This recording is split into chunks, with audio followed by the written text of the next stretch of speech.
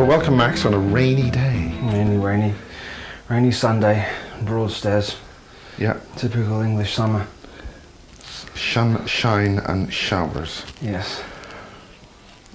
Well, on the way here, we got some messages about blood group B and the PGLFs. Okay. From a researcher that's been with the BASIS project for a very long time, is doing a heck of a lot of work, specifically involving the Nazi bases, Right. the concentration camps that Barry King is referred to in Germany, and the use of concentration camp victims in precise blood groups. And you concurred that she was just messaged me saying that the Germans are very interested in blood group B, and they use this in a programmable generated life form so they could then take grey souls. Right, and you superimpose that into the body. Okay, I think that the Germans are not only interested in blood group B. I think they're also extremely interested in any of the rhesus negative blood, particularly O negative and actually AB negative. AB negative is the rarest of all of the rhesus negative blood groups. But going back to B, B positive or B negative blood group works like a hive blood group, works like a hive mind blood group. Not to say that anybody who has B blood is not an individual themselves, it's just on a collective level. They are working for a single agenda without knowing it. So if you could amass a huge amount of people with blood group B, then you could have a sort of an army working for you, and each individual would be unknown that they are actually part of the collective.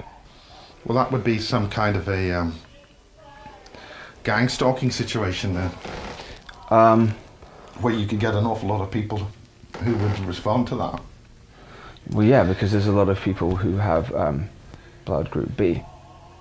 Now, it's interesting from my point of view, and also some more work that's been, data that's been published, is on Andrew Power has written a very important book about Ireland, Land of the Pharaohs. Yes. And Ben, the hospital porter, has done a bit of an analysis on that and had a chat with Andrew Power.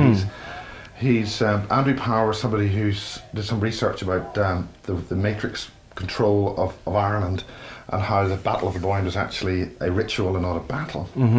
But the important thing about this is another person has found out that Northern Ireland is very highly rhesus negative. Okay.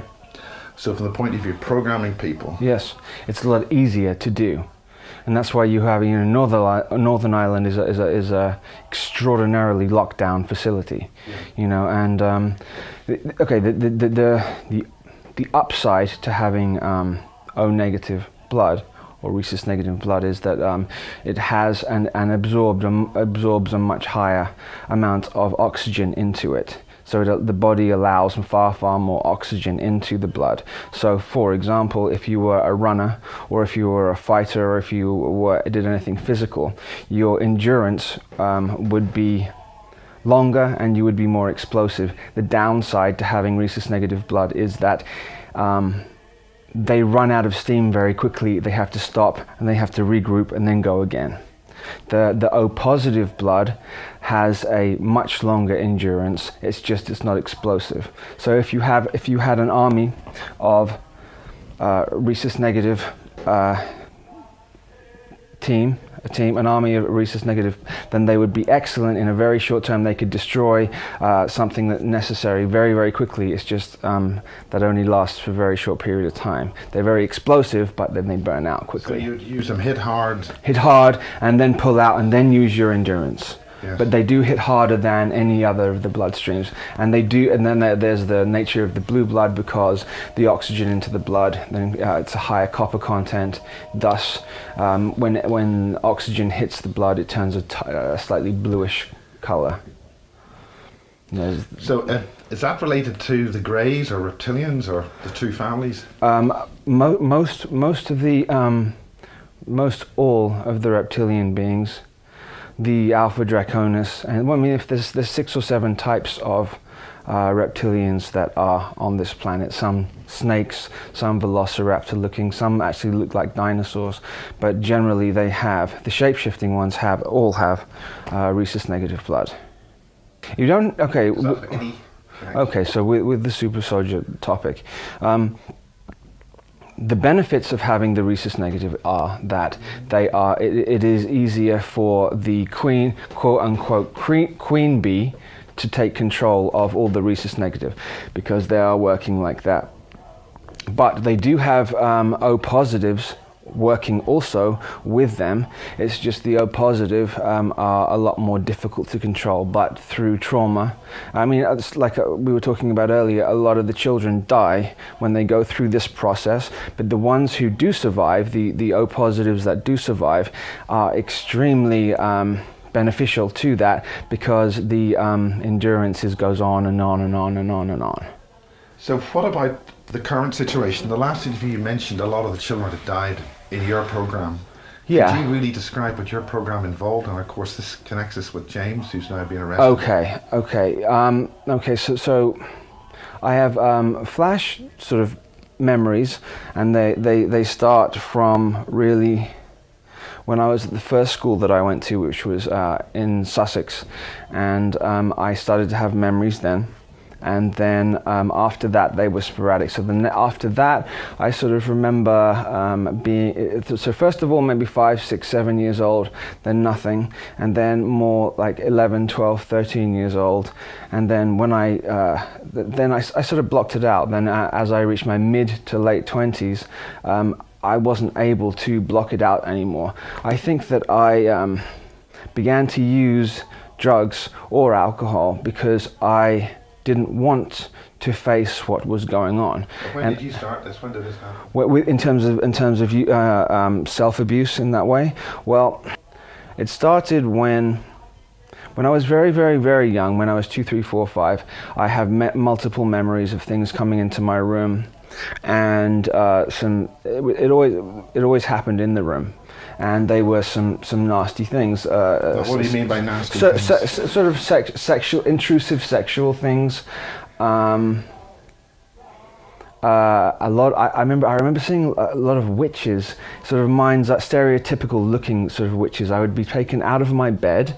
I'd sort of float up above my bed, float up through the roof of the house, up further and further, and then I'd go through a set of black clouds. I'd go above the black clouds, and then I'd sort of see even almost like a stereotypical looking Macbeth, the witches of Macbeth, sort of round a cauldron, and they'd be cackling. And then when I'd see that, I'd go into shock and I'd freeze, and then I'd kind of black out and feel myself lying back in the bed again. So because this went on continuously when I was very young, and I used to call for my parents, and then after a while they stopped coming, so I had to start dealing with it myself.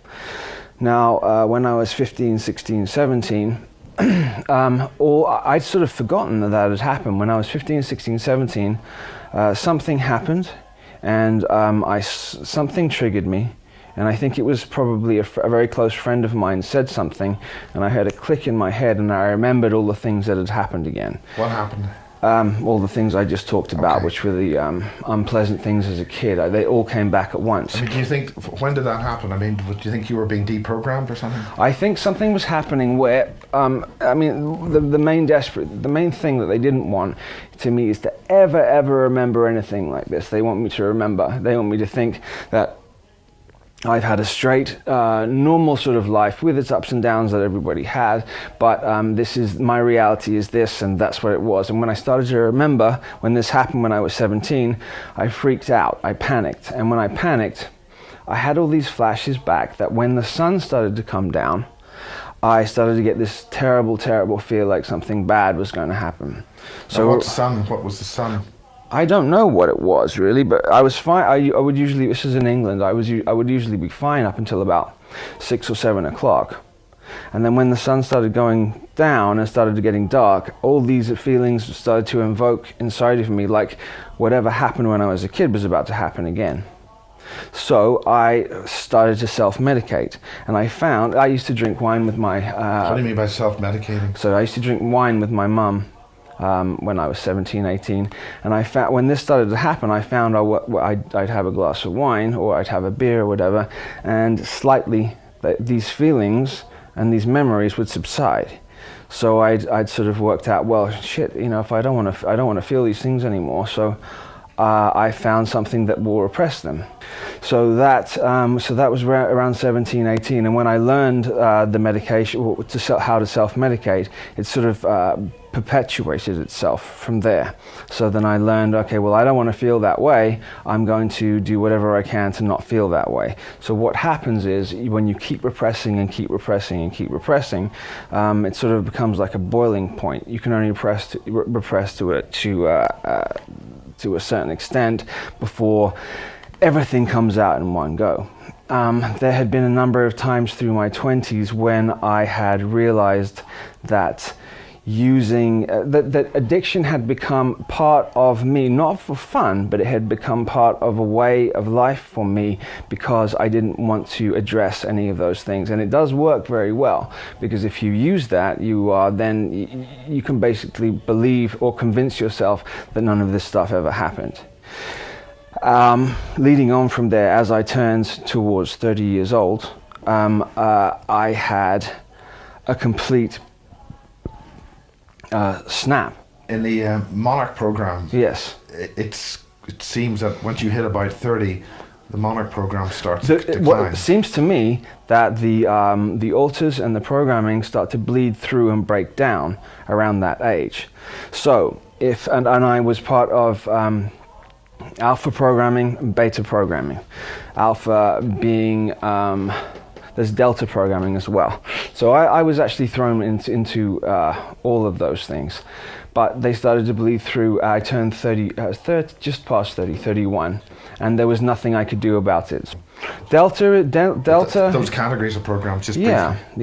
Delta programming generally is a form of assassination or a form of getting information through physical means.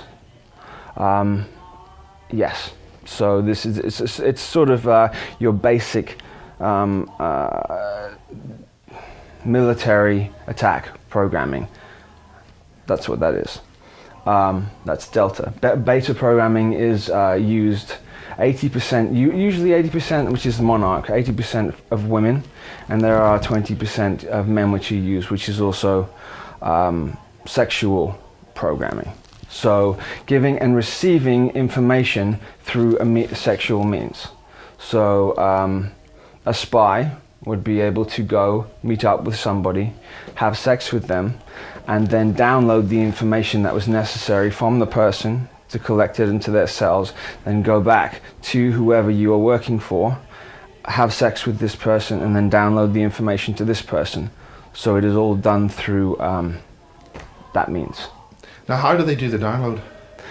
How do they do it? When you say download, you sort of look at somebody's eyes. Okay, so as soon as the sexual act is done, then the two energy fields of the people merge.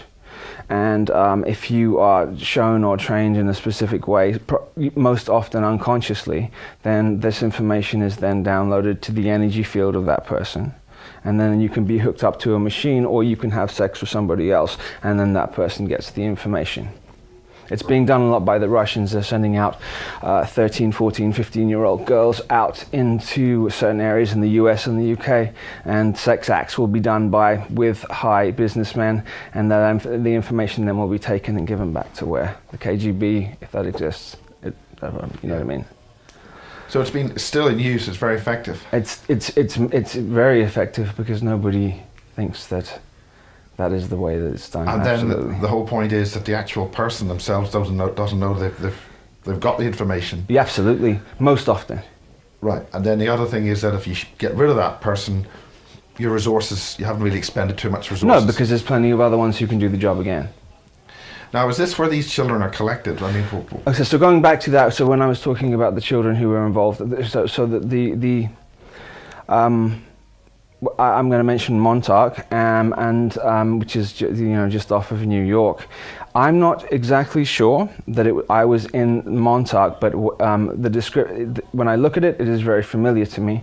But wherever I was, it was an identical layout and setup to the Montauk experiment. And then there are a number of other ones just exactly like that. Now, this is very important because Lisa is doing an awful lot of work on this, and she's collaborating with Peter Moon, who's written a lot of the Montauk Love Peter books. Moon, yes. There's a whack of stuff going on there, connecting with this concentration camps.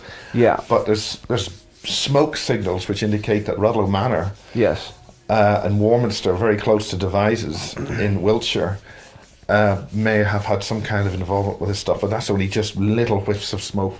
The thing is that a previous soldier who's spoken is saying that there's something that the stuff that he was exposed to was in the artillery. It's just horrendous stuff. Yeah, in terms of that, what I have seen is I've seen those spiders that are about. I have to be when I see them. I'm in an in-between state. It's not like I can look up and see them now, and it's just before I fall asleep, or if I'm in like an in-between state, that's when I see them. And they're about this big, and they seem more mechanical than actual beings. And I've seen them many times, and sometimes maybe 3, 4, 5, 6 of them crawling across the ceiling.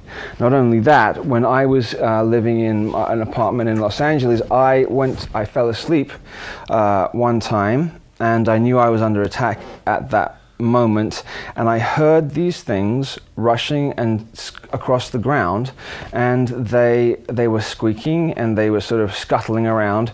And when I looked at them, I could see that they sort of looked. I know it's going to sound strange, like gremlins. They looked like actual from the movie Gremlins, and they sort of seemed to be mischievous things to cause sort of more chaos, and they always seem to be around when there was these shadow beings around too.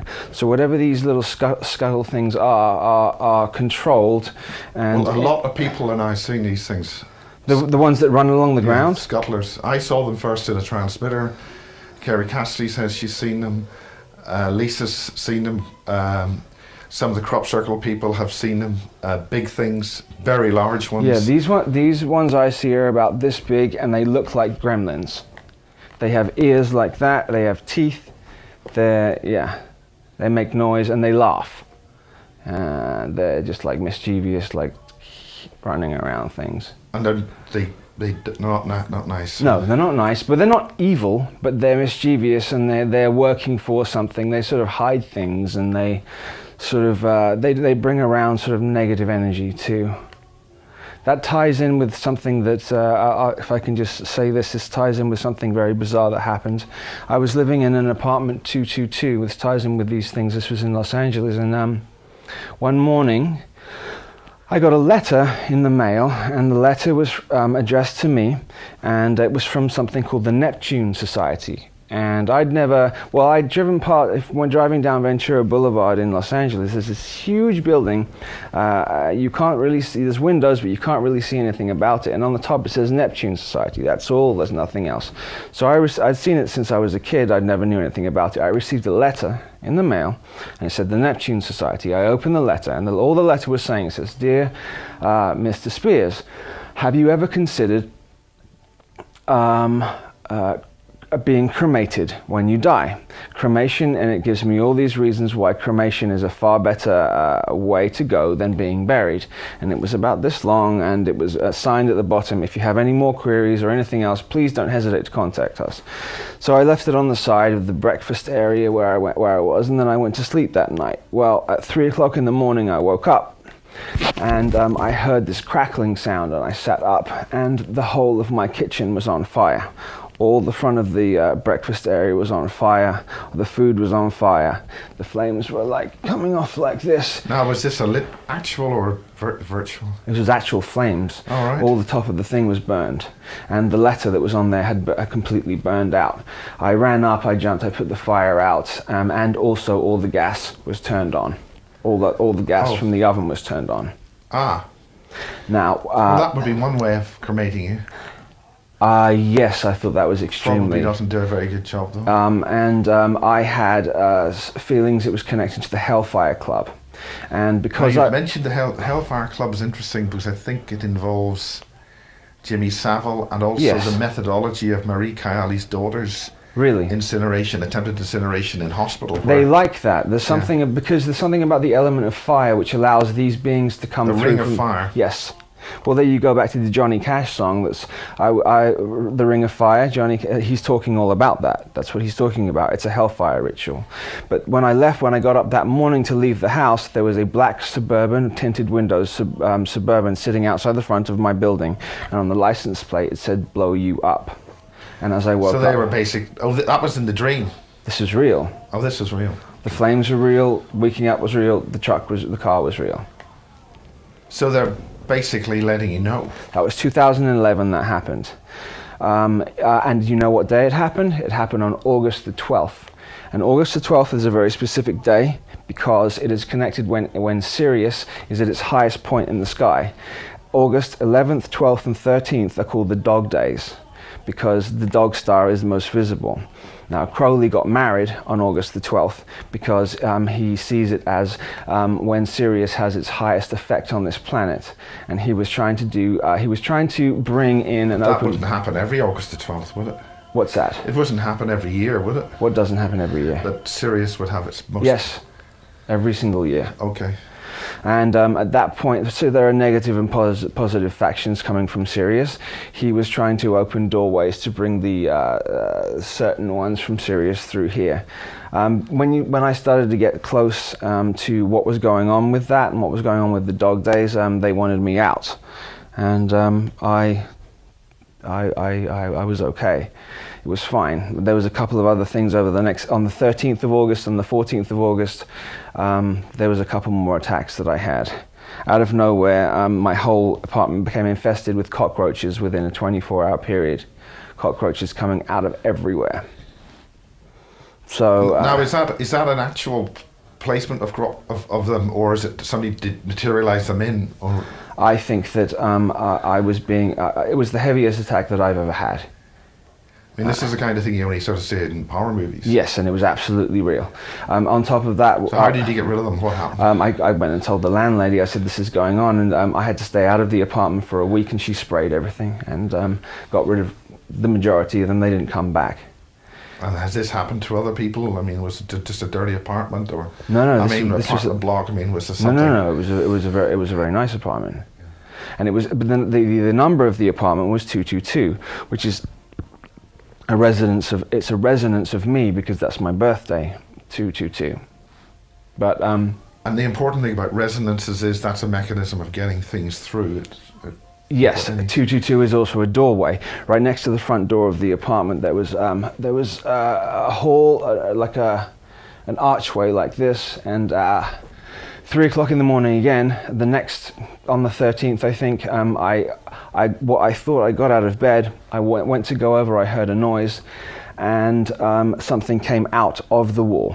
What it was, I think I was dreaming, but I was half dreaming, half awake. It looked like the stereotypical what predator looks like.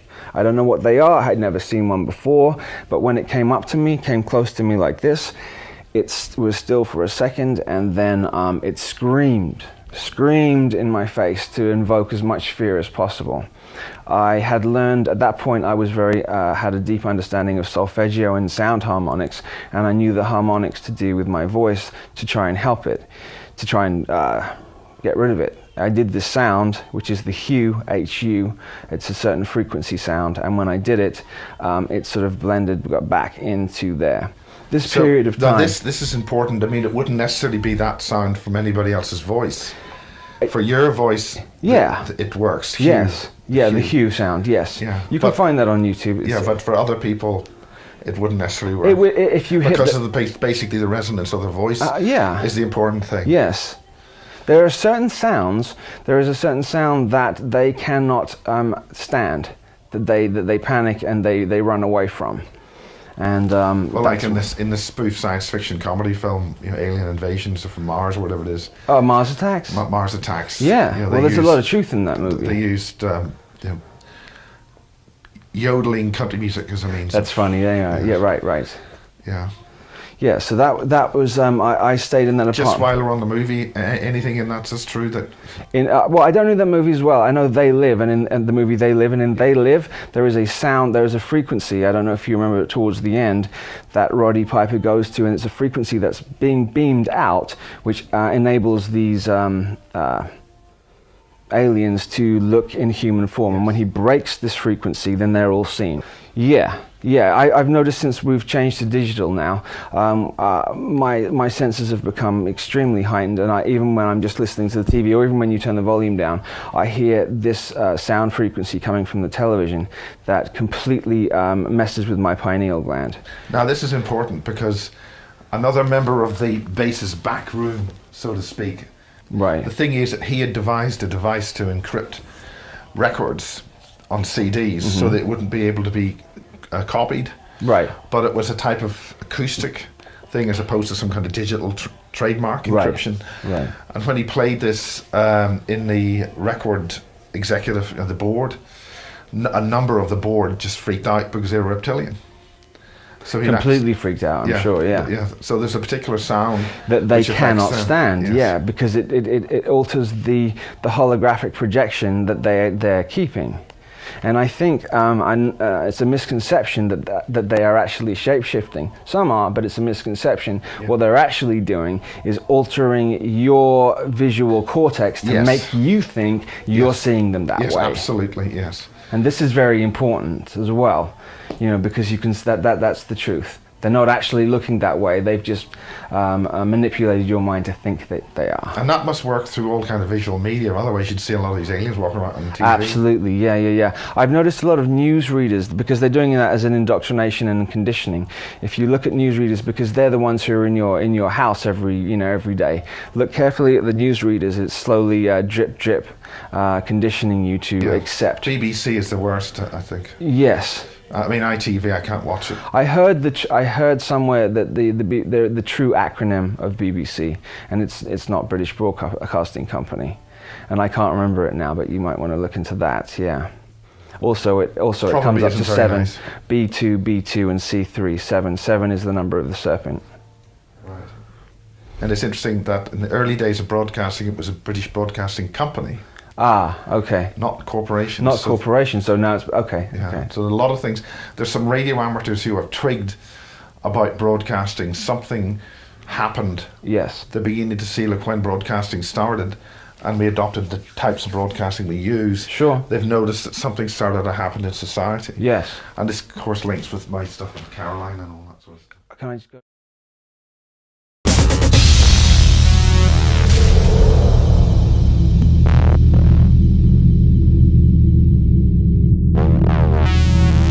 Waffling about MK Ultra switching off at 30. Yeah.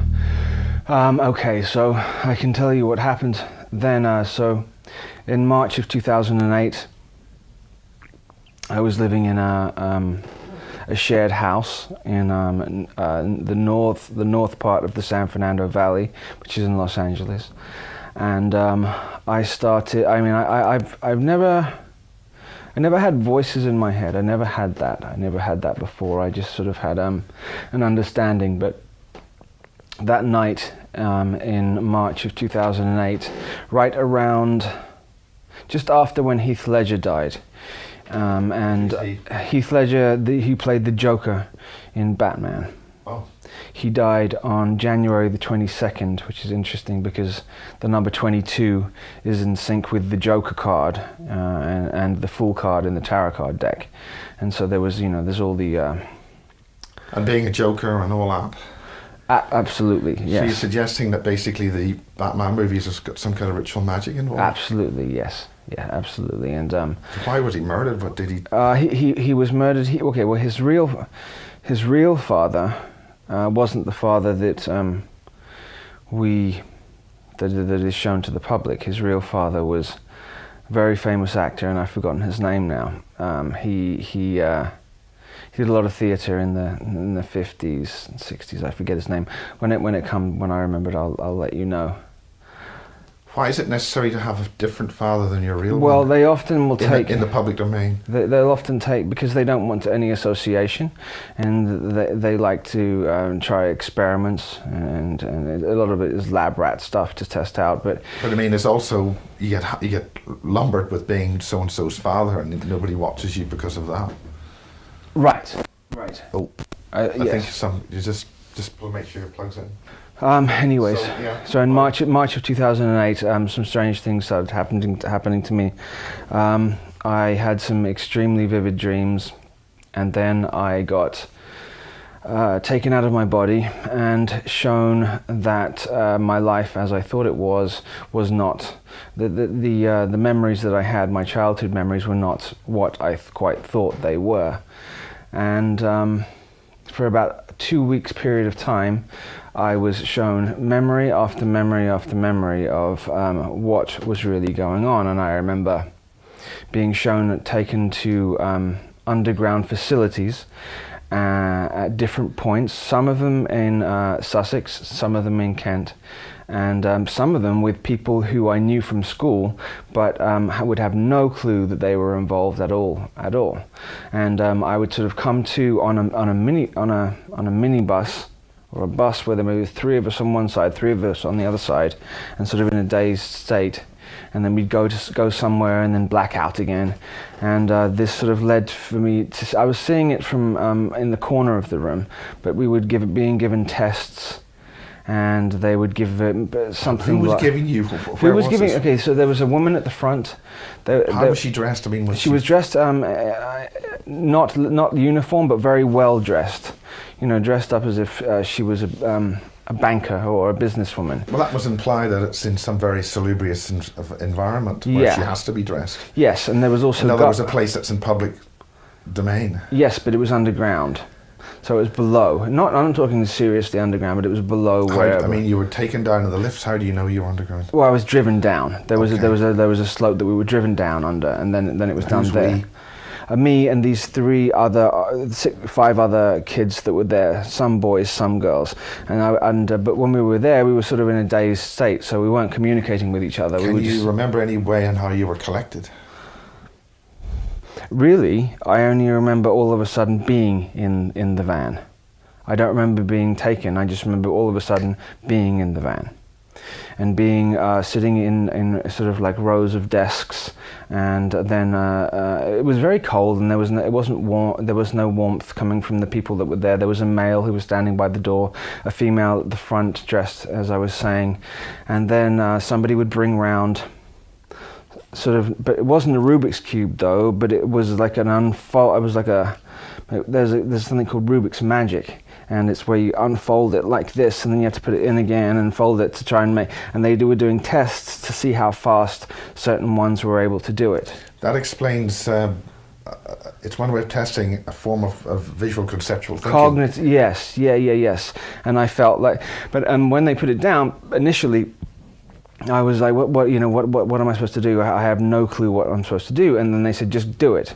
And then I started touching it, and as soon as I started touching it, I immediately knew how to do it, and I did it very fast. So some of the other kids, and the kids were at the time when this was going on were about 5, 6, 7 years old. So I was looking back at a previous memory rather than something that was happening now. Is this painful to remember? It's because it's so because it doesn't fit into the timeline of what I thought my life was. It's sort of very confusing. It doesn't make sense. Who allowed that to happen?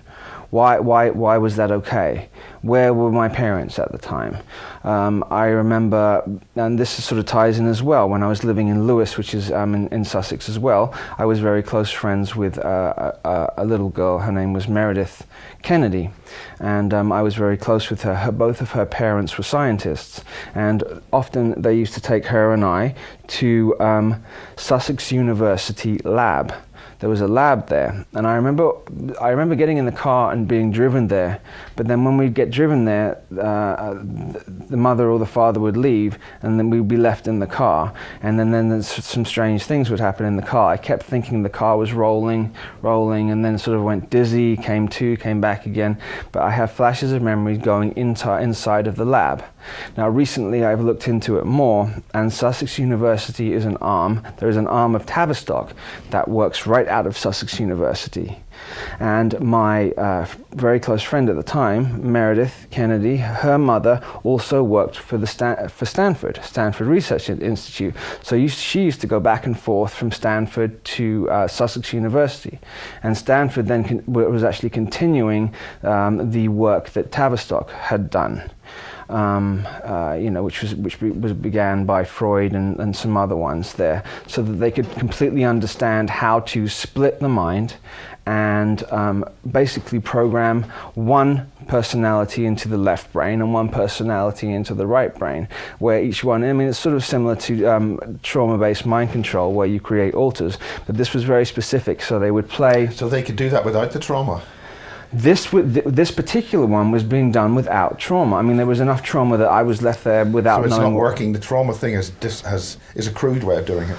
The trauma, they're not really interested in they're interested in trying out all different types of methods. This particular one, which was done by a doctor called Robert Spiers, Sperry.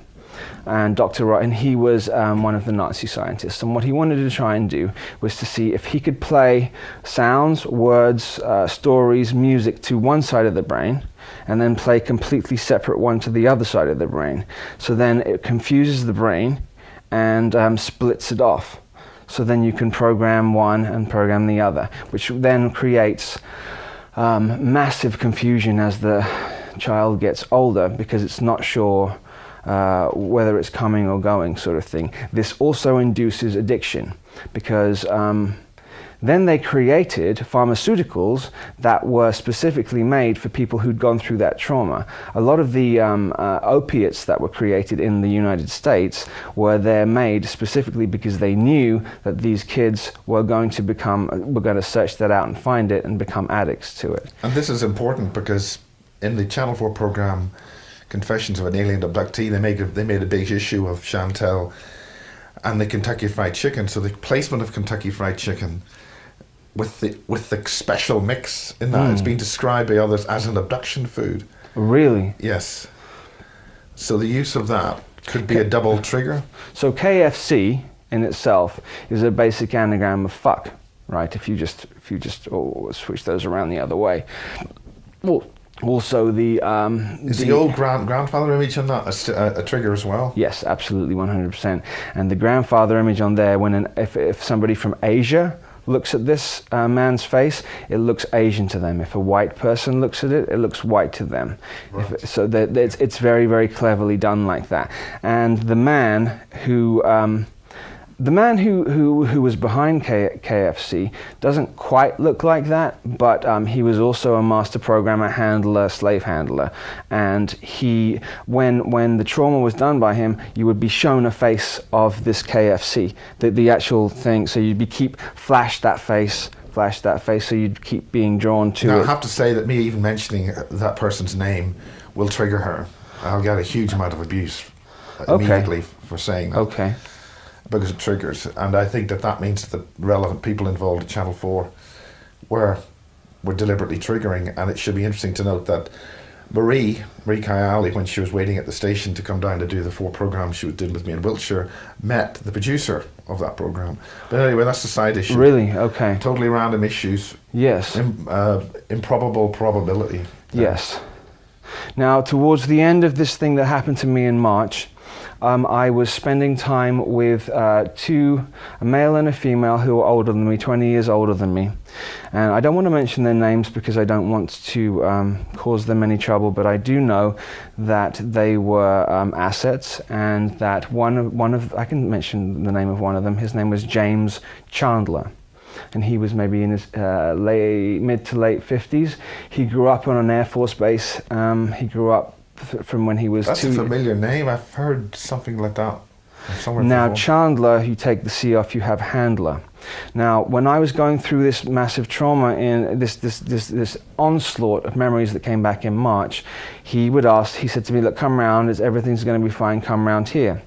And I was having an extreme, I didn't know where I was. I would wake up, go to my car in the morning, I'd look on the ground of my car, and I would see receipts that said that I'd bought something at 3 o'clock in the morning, 5 o'clock in the morning, and I was sound asleep in bed at that time. So, no, I found the receipts. So what had been happening was there any dirt in your clothes or anything at all to indicate that you'd been outside physically? I woke up with clothes on. So I had gone out and I had done something and bought something, and I had absolutely no clue. So anyway, I went round to these people's houses, and I sat down on the ground in the house, and this was these two people were there, and they said, Max, why don't you have a lay down? Have a lay down. You know, you don't seem very well. You're bright red. Nothing's. You know, you seem like you need. So I lay down on the ground, put my head on a cushion. As soon as I put my head on the cushion, I felt like I sunk into the ground. I then became paralyzed. I couldn't move my legs or my arms. I couldn't open my eyes, but I could hear everything that was going on. Within about a couple of minutes after that, I could hear bells ringing, and I could hear these things, sort of incense smelling. And I heard a chain like this being, like there was something here, and it was like incense being spun around like this. I heard the changing of clothes, and I heard ringing, stuff like that. Now I heard them talking about that that they had been waiting to place whatever this ritual was going on. They had been waiting for it, and it had to be done in this house, and they were going to try and attempt to place I don't know what you'd call it. It was some sort of entity that had been locked down for a very long period of time. What do you mean by an entity locked down? Okay. Well, when they started to do I was stripped naked, and when they started to do this ritual, there was some form of sex magic going on in the ritual, and then I felt something, I heard sounds, and I felt something being placed into my body. Now, before we get there, but when you say what sort of creature, what's a long time, any idea? Well, I saw it in my mind's eye, and what I saw in my mind's eye was an enormous sort of a minotaur-looking being with two horns, muscular, red, green, and it had been shackled, had been chained by its ankles, chained here like this, and I could smell burning rock. I could smell it very, very, very, very strongly, but I couldn't move. Okay, then I saw whatever was going on, then was projected and put in, layered slowly over with the words that were being said. I heard chanting and words that were being said that was layered into, that somehow attached to my chakra energy points, because I was at a weak point. Generally, when you're at your weakest point is when they'll go for it and do it. Then I blacked out, nothing more. The next thing I know, I'm sitting on a couch. I'm sitting back on a couch, and I feel extremely powerful. I feel like I want to jump up and run a marathon. I felt so strong.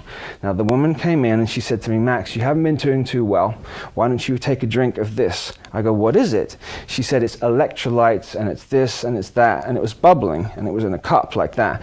And I had a feeling inside of me that said, do not drink this, because if you drink it, it's going to reinforce whatever has been done, and you will be stuck.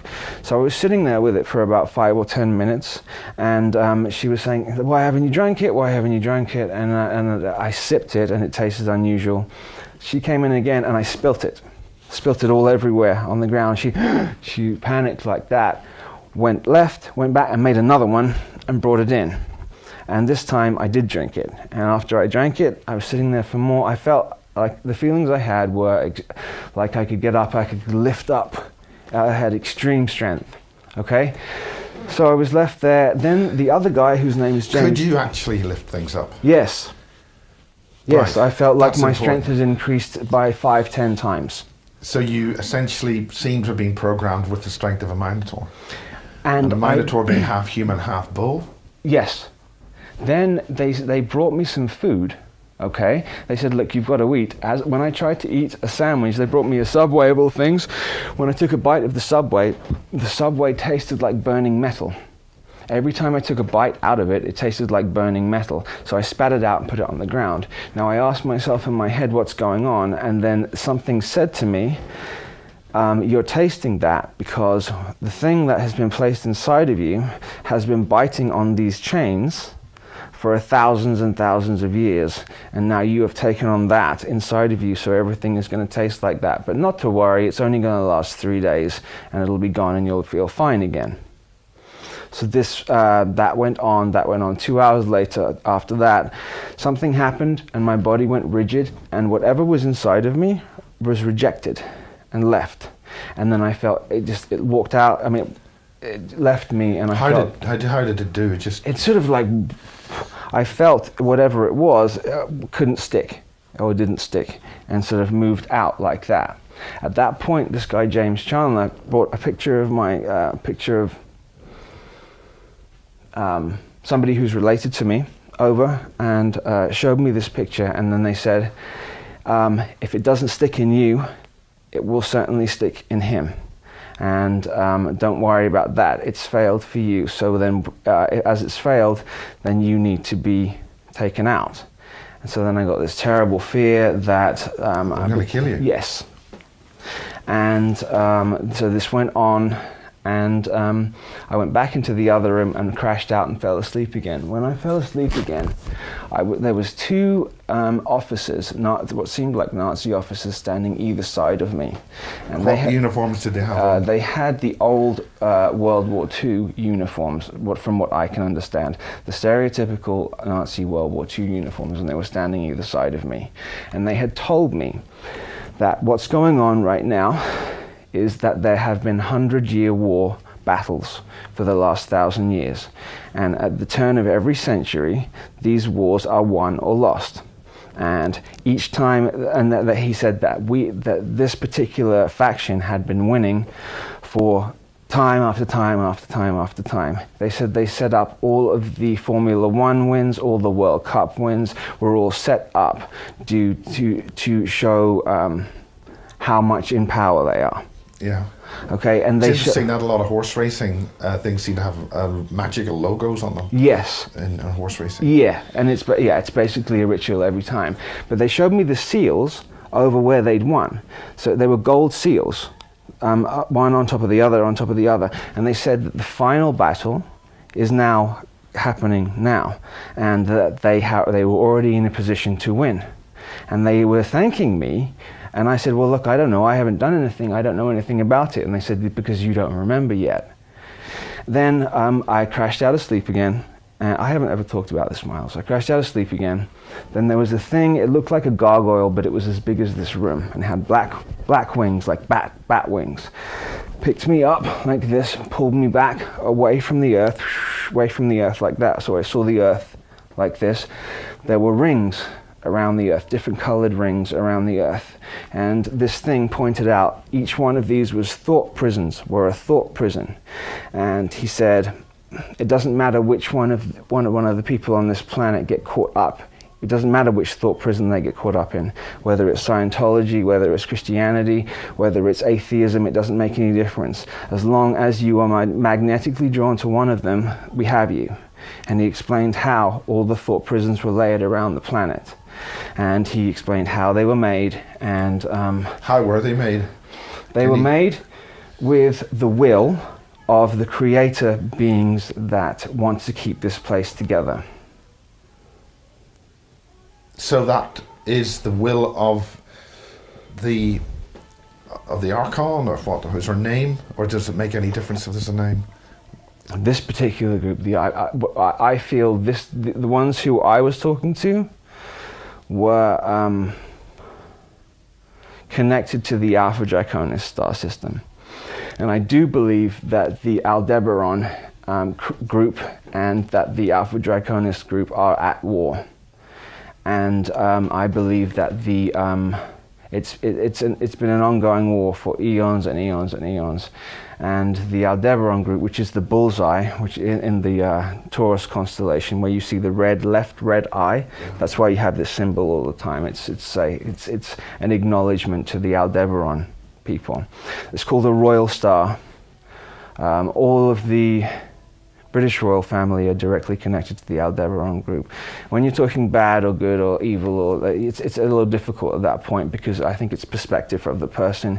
You know what is bad or good when it comes to that. I think they feel what they're doing is good. Well, since they're not actually human, it's from a human perspective. Exactly. Yes. So they have been using the sun, which is Helios, which is the real name for the sun. The sun, Helios, is the entrance point to get into this 3D realm here. So they're using that as a vortex in-out point. Now that's the significance of the 39 steps, but also Saturn. I think you mentioned earlier that Saturn was our original sun. Well, Saturn was the original sun, yes. Yeah. And Saturn, yes. And Saturn got pushed out. It was, in truth, a more efficient sun and a better sun. But then they caught that sun and imprisoned it. The ring around the sun, the ring around Saturn, is an imprisonment. It's imprisoned. Saturn isn't bad. Saturn is another word for where they take Satan from, because it's the controlling force. It's Capricorn. But is this related to the ring makers of Saturn? Yes, and Lord of the Rings, and the principle is that. So the ring, one ring to rule them all, would be the ring that is around Saturn. Which is, of course, was a key thing in 2001 and all. Yes. So there were no planes that hit the building. They were holograms. Why do you switch to that? Because I was just thinking about 2001, and they were just testing Project Bluebeam out as far as they could. It wasn't even a missile. It was. What was Project Bluebeam? There's an awful lot of stuff about Project Bluebeam. Project Bluebeam originally, they've been trying to do it for a while, because Michael Talbot wrote that fantastic book, The Holographic Universe, and it gives absolute proof that what this particular frequency we're living in is totally holographic, and you can build here through will.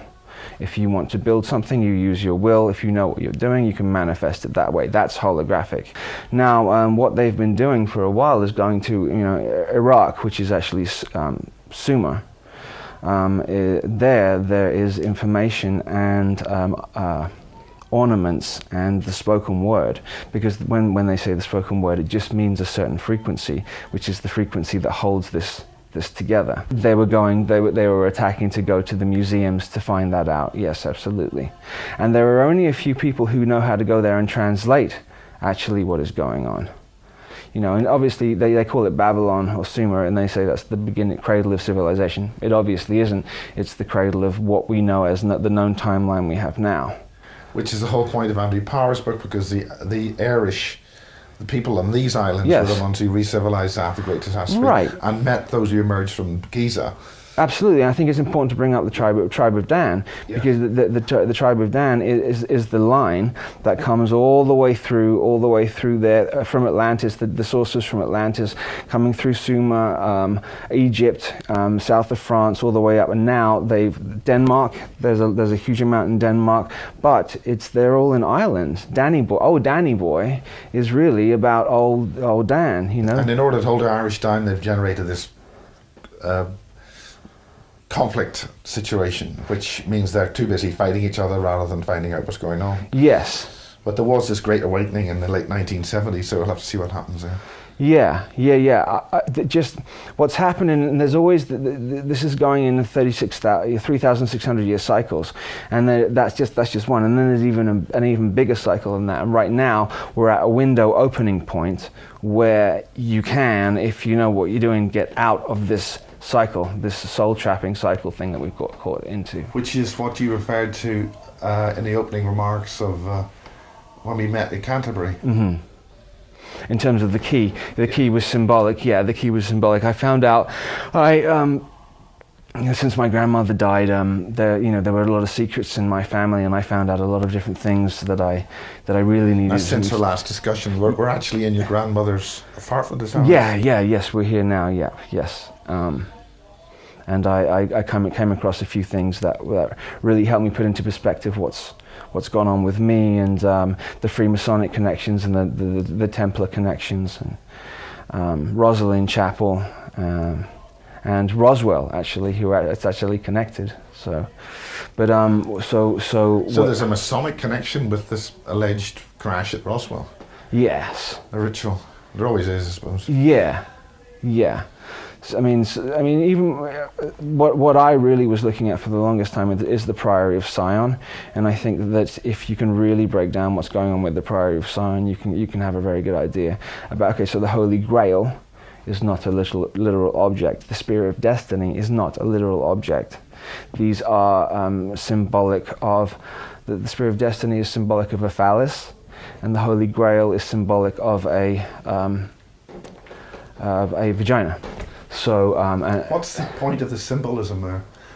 Really, why this great symbolism? Because those beings, what's the big deal? Those beings communicate in that way. They don't communicate in the linear way. Everything that they do is done through their language. Their language is symbol. They speak through symbols. Even as hieroglyphs, they're symbols. That's how they communicate. It's a much more efficient way of getting across information than using the Western alphabet, which is crap. Well, we'll leave it at that for the second, and we'll get into the second half. Sounds good. Okay. Yeah.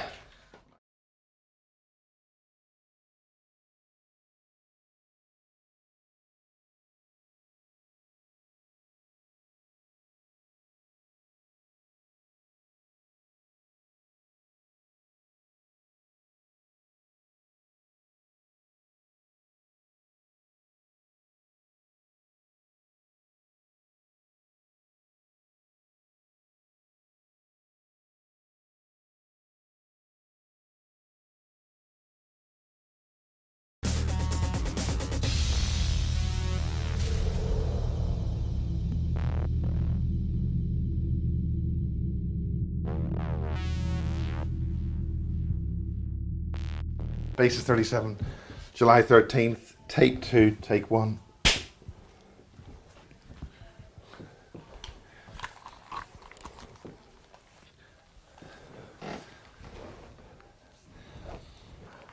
A lot of people that's been interviewed in the past. Do you want to talk about any of them briefly? You mean the people that you've interviewed before, but in the earlier bases? Yeah. Sure. I'd like to address anything that's come up for me. In other words, I'm going to leave you to mention any names. If you want to do this, it's entirely up to you. Okay. Yeah. That points me in a negative light. Okay, so we can go back to really the beginning of 2010. Now, I'd spoken to Michael. I'd spoken to James Casbolt before then. I'd spoken to him really. Him and I were corresponding in 2008. When did you first meet? Were you part of the same program? Right. I knew James Casbolt from when we were very, very young. My first real flash memories of him were around when I was 5 or 6 years old in Brighton. And I think I've talked about the thing that happened there. But him and I remember him playing video games with him then at a specific swimming pool in Brighton Hove actually. So yeah, I mean there's bits and pieces of memories there, but as an adult. Before we get that far, yes. Were there any other children involved in this collection of children that you were part of? Yeah, yes, there were. None that I can say, this person's this person. No, there were, majority of them were English, but there were a couple of American girls there too. How many? How many? Two that stand out to me. 2 American girls? Yeah, one I know, one nobody else, none of the audience will know. But they're still alive? Yeah, yes. Was you mentioned that a lot of them had died since then? Well, in this is a separate group than the Brighton one, but in a separate one, I think what happened is when when we were being used for, they were testing out how far they could push the trauma, because when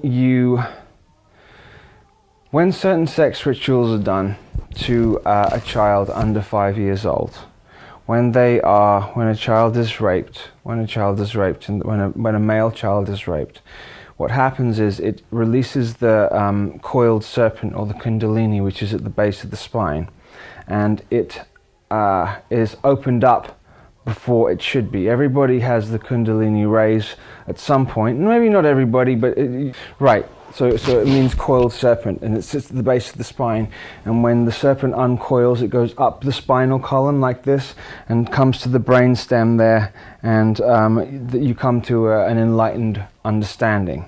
So you become an enlightened one, or the Illuminati, the illuminated one. When a male child is raped before the age of 5, it goes through something called the vasovagal shock.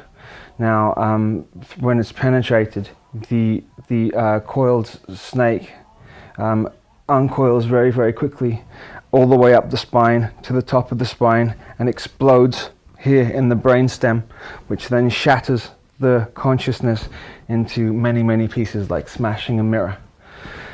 Then, so all this ritual all this kind of abuse that's been happening with many politicians, allegedly, a lot of stuff coming forward now about British political parties, British media, British thing and all that. There's a huge amount of stuff coming out now.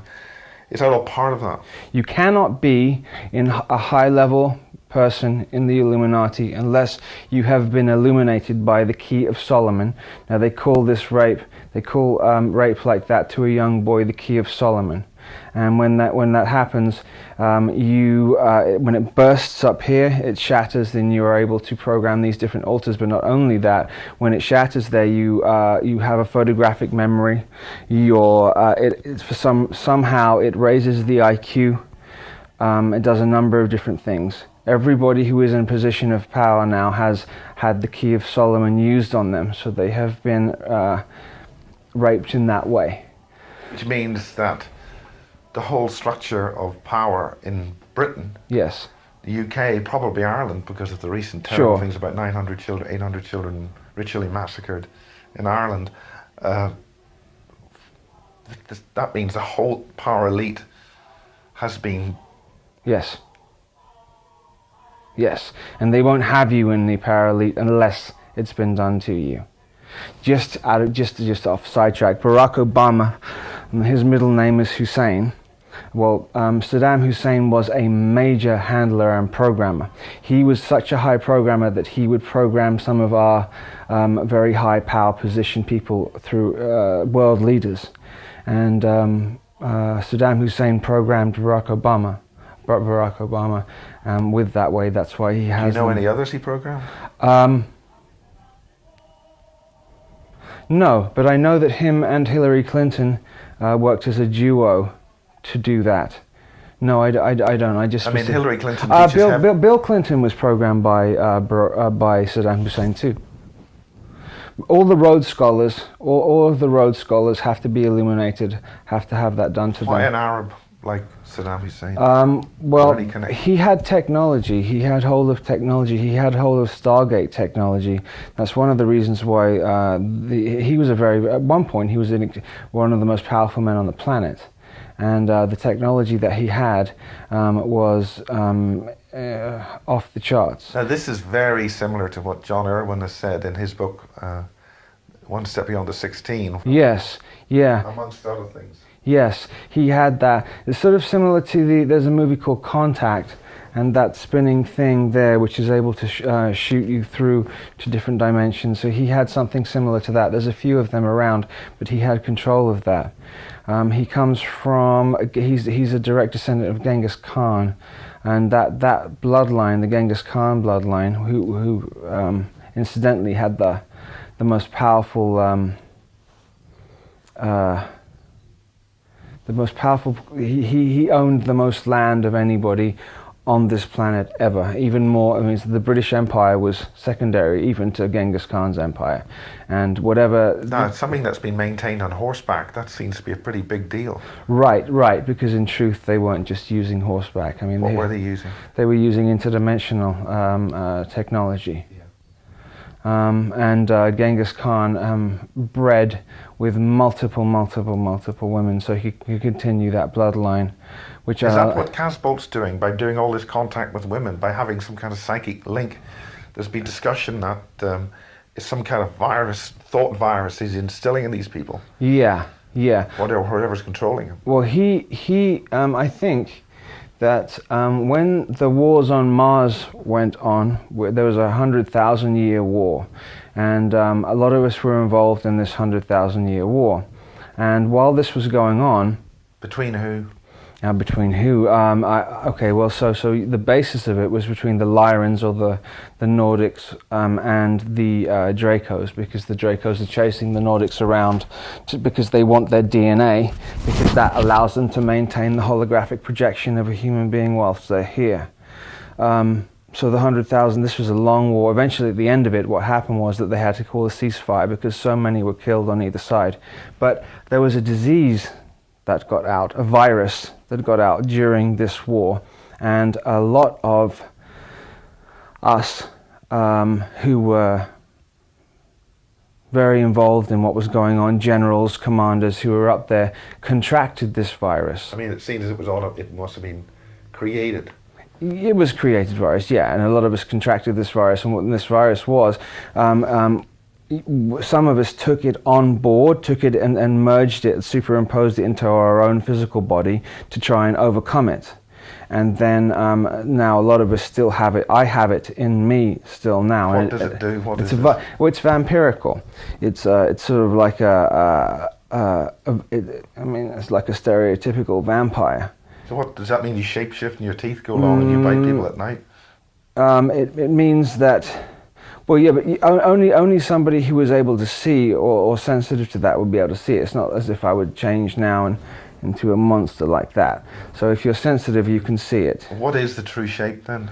Of this particular one? Well, from this particular vampirical virus, they tend to look, this vampire sort of thing looks a bit like that old stereotypical vision of Nosferatu. Very, very pale skin, bald head, sort of dark eyes and sharp teeth, like that. From the original movie? Yes, like that. Looks sort of like original silent movies? Yes. Okay. Yeah, and it has the ability. It doesn't have a core here. It doesn't have a central core where it maintains itself. It sort of has an opening here, like a void. So it doesn't maintain its own thing. So it doesn't maintain its own energy force. It has to take from others to maintain its holographic projection. And a number of us were infected by this particular virus that happened there. Now, why is that going to be a thing that would cause harm to people? What's the point? Well, because of it that? becomes like a parasite, and then it starts to spread, and more and more and more. So it's like a parasitic virus that's on the face of this planet. So how does it spread? By contact, blood? Yeah, well, when you start, I mean, when you drain somebody else, you sort of, there's never really a drain. When it comes to vampires, they don't just take. There is a exchange. So they will take energy field or blood from another, but then they will exchange it with their own energy. So that's why a lot of the times victims of a vampire will start falling in love with the vampire, yeah, quote unquote vampire, because they will feel the feelings that the vampire feels. Yeah. And so they will. I mean, I have to say that seems very similar to two people that I know, two women I know. So that it becomes like a bond like you can't even ever explain, an obsessive bond. And then what I think is they're very careful about is, but if you completely drain them, then their personality is wiped, and then they become one of them. So then the void is within them, and then they have to continue to take from others to maintain. So it's a virus. I mean, literally like a virus. for me, what I have come to the conclusion now, what happened with me is I absorbed whatever that energy was, whatever that consciousness was, into myself. And that's why when I was born here, or on paper when I was born here, I had that line go down the center of me, which was red and yellow. So the left side of me is a higher vibrational Syrian being, a blue Syrian being, and the other side of me is whatever this virus is that I've taken. And it's been a constant internal war to try and which one wants to take over the sides, each side of it. So if the Nosferatu type thing takes over, then I become a complete, whatever that does, which is continues with the virus. Does it happen on full moons and you've got to... Oh, well, I have extremely weird things happen to me on full moons. Yeah, actually, it happened yesterday. I'm being a bit silly.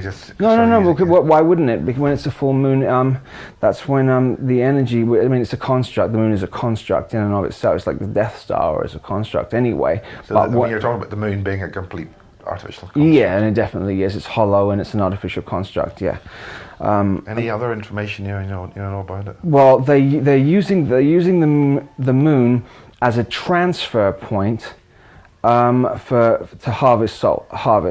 Yeah. So it's interesting. John Lear says something like that. When you're dying here, when you quote unquote die, you are going to a transfer point, and there's actually a machine. There's actually a giant machine up there, which then they do a lot of rituals up there as well, which then wipes.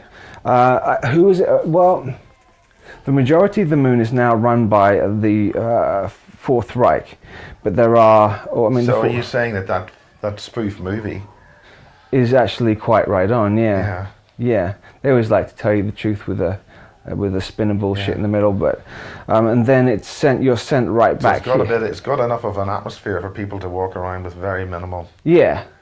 Yes, and then huge underground stations and high technology and. So what you've got the Saturn as we have now with the ring around it, projecting out a false reality pockets. False reality. It hits the moon, and the moon is working like an amplifier, which then creates and projects the false reality onto this planet. Right. So we're living an inverted reality here. It's not how it doesn't. What do you mean by an inverted reality? Well, an inverted reality in the sense that. You succeed by doing bad.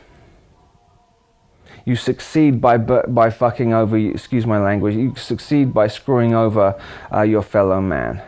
If you're if that's if you want to go along with that. I don't care if you succeed. I'd rather not succeed and be okay and take care of people I love. So whether or not success is not. I'm not interested in that. What I'm trying to do is change the frequency here, so that ceases to exist anymore. You're talking about the moon?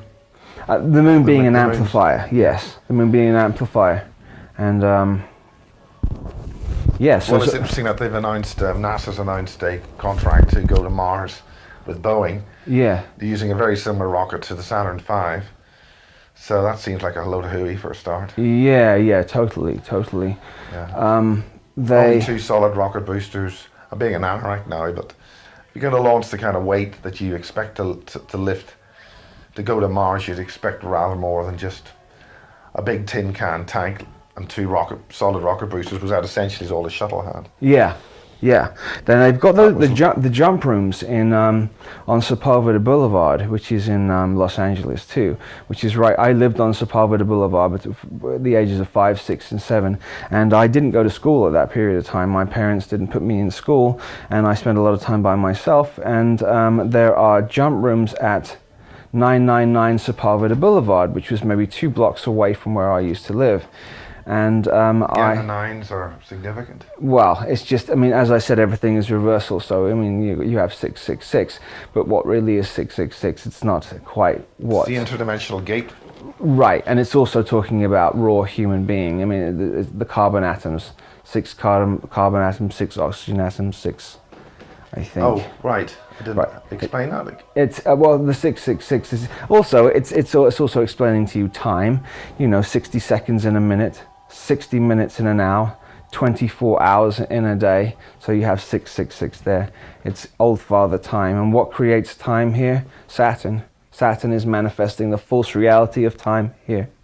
So the big illusion is time. We have such big people in the past, you know, the land of the giants, Yes. huge humans. I'm not sure that they're gone. I just think the holographic projection is not suited for them for us to see them what they really look like.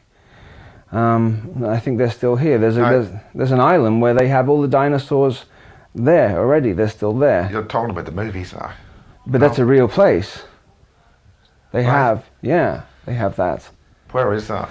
Well, it's an island off the South Pacific, from what I mean. George Lucas and Steven Spielberg. Steven Spielberg is SS. George Lucas is a CIA insider. Are you saying that the good Jew like George Lucas is he's Jew? George Lucas isn't. No. Oh, sorry, I talked up Spielberg. So. You know, and I'm not saying anything bad about these guys. But all these things are relative, and really, absolutely, the good bad thing is really academic, and really, if you apply those sort of terms, you're going to miss the point. Absolutely, absolutely, yeah. With the dinosaurs on it, well, they're still doing experiments and testing them out.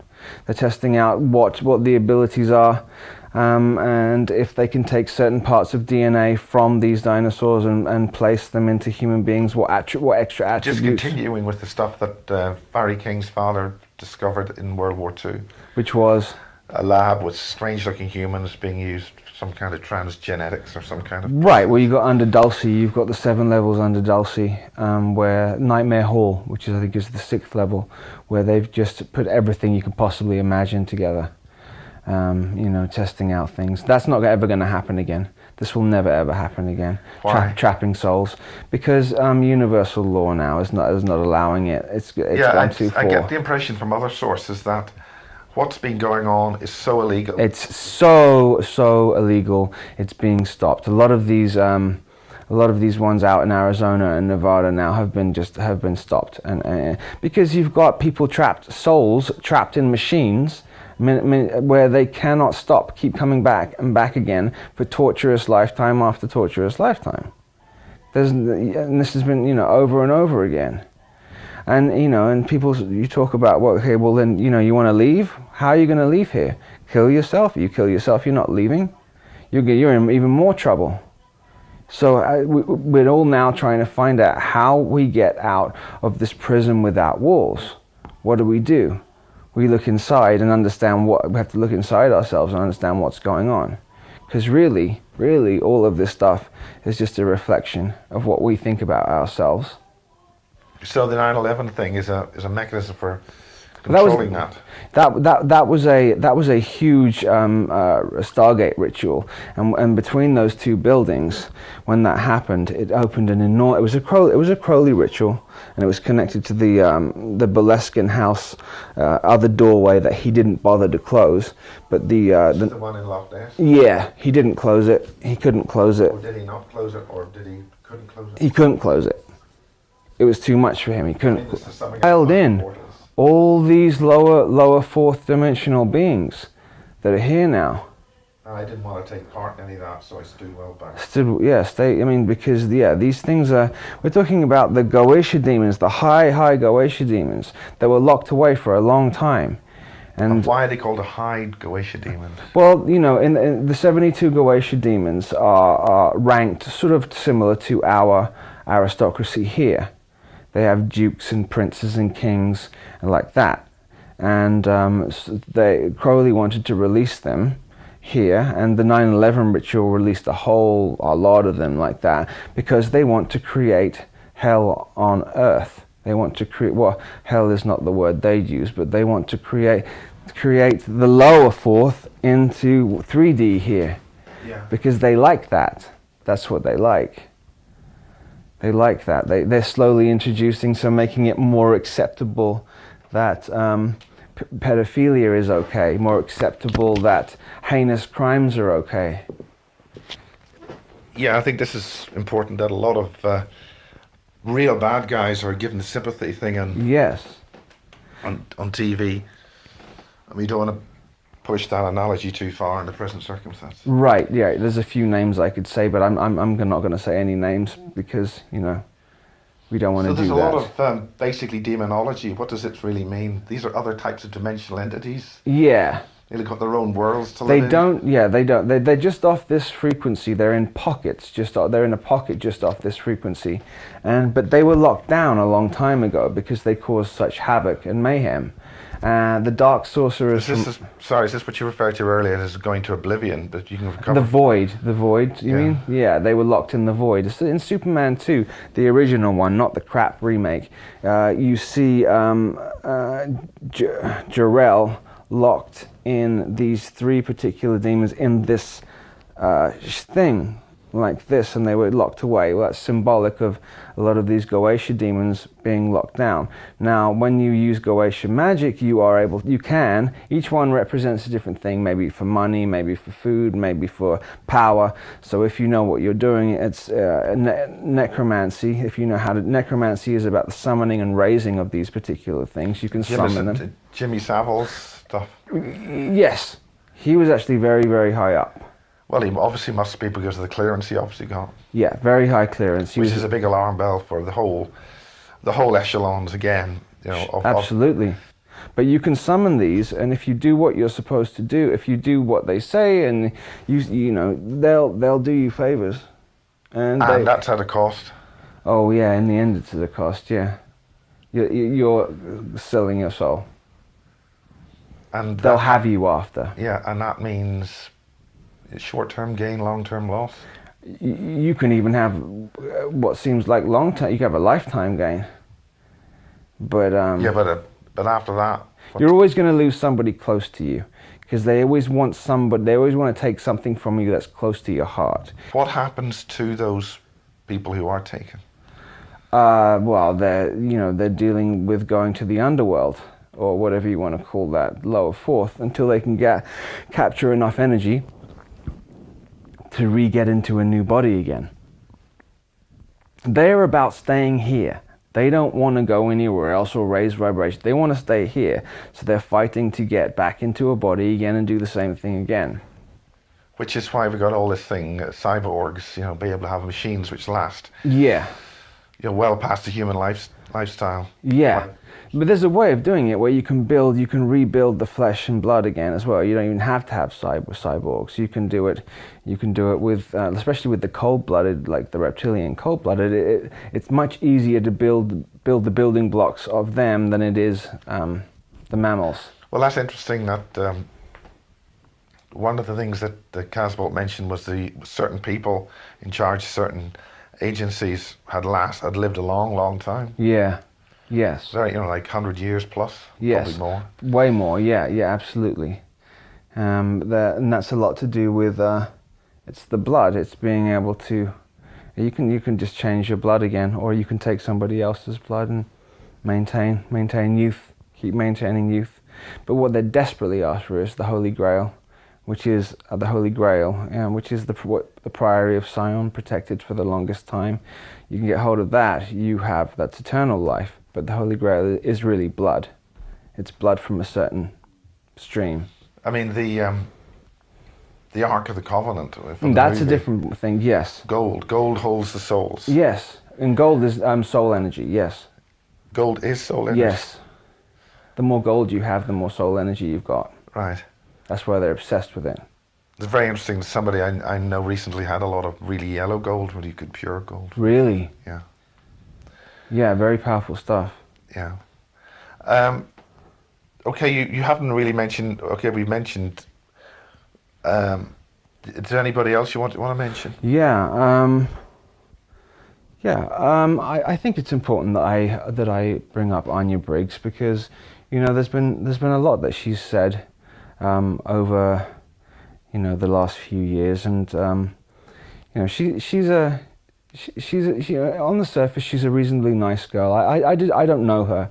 I don't really know her at all. My initial connection with her was that in 2010, James Casbolt wrote a list. I think it was a list of about 10 people on it, and on the list what he wrote were a list of people that were involved in MK projects, this project, that project. So it's kind of like, okay, well, any of these lists got any credence at all? Okay, so I looked at the list, and first of all, I was like, okay, well, thank you, thank God, finally, there's somebody else here that perhaps I can relate to. So this is a good thing, because I felt isolated and alone at the time. So I looked through the list, nothing, you know, I didn't contact anyone at first. Then the next day, I had a message from Anya Briggs, and she wrote underneath a picture of mine, and she said, "Wow, you look so familiar. It's wonderful to be in contact with you. I feel like I've been biblical with you." And what does that mean? Well, actually, at the time, I didn't know what that meant. But you know, after like asking, if it means I feel like I've slept with you or I had sex with you. So I wrote back to Anya, and I said, "Oh, you know, wow, I don't remember you," because I didn't remember her at all. But I said, "What do you remember about me?" And she corresponded with me a lot, and she sent me all these things about her remembering me in the Civil War, I think, and she sent me pictures. What's the American Civil War? Yes. Yeah. There seems to be an awful lot of that going around. She said and when she was telling me, I sort of felt, you know, like that seemed familiar. So we wrote back and forth for a while, and why would an Englishman be involved with the Civil War? Because it has nothing to do with you know, what country you're from, does it? Really, you continue on and on. Has nothing to do with that. So we corresponded back and forth, and I was just very happy to have someone to talk to who sort of was in a similar position to me. I'm a survivor from these projects, and so is she. You don't tell somebody not to talk to someone. I have an opinion. I have a voice that needs to be heard. I would never say don't talk to Anya or anybody else. Everybody needs to be heard. She is acting, you know, like a woman scorned, and I don't have a problem with her. I don't have a problem with her. I have a problem with her slanderously speaking about me. But in general, she's a human being. She's suffered, and you know, we're all trying to come together to try and work this stuff out. Finally, just this little bit of other people or anybody else. That you want to talk about, no pressure, just Sarah, totally. Sarah, you know, I spoke to Sarah Stanger a few times. A lot of her stories paralleled mine, and again, she's English, and she's been in these programs. She mentions James Casbolt and lots sure, of stuff and lots of different things. I sort of remember her. Sarah Stanger is a lot more familiar to me. Than she claims that James was actually one of the people who was, I can't quite get the term, but responsible for, I can't really get the term, but James is involved. Yeah, and I sort of remember Sarah too, and we'd spoken before, and she said it feels like I'm sort of like her and I are brother and sister. So she wasn't one of the people in your original Now, group of children? I don't know that for sure, but that is possible. I don't know that for sure. I don't remember Anya from any of this stuff. I don't ever remember her. Yeah, outside. I mean, of we're that. not talking adults in their 30s now. What's that? Yeah. I mean, this is, you know. Yeah, I think Anya's always, you know, mid-40s or something, but Yeah. Sarah Stanger's... I mean, the basis thing, I've been doing this for over 20 years now. Yeah. So these programs have been going on a long time. Oh, yeah. Sorry. There are phases of it, yes, absolutely. Yeah. There was one particular one that cornered the group of children that were born in the 50s and 60s, and then the mid-70s seems to be when they sort of changed it a little bit. Mannequin came out in 1972, the forerunner to Mannequin was Puppet Master. Yes, Puppet Master, yes. You're corroborating something that Barry King said 20 years ago. Okay.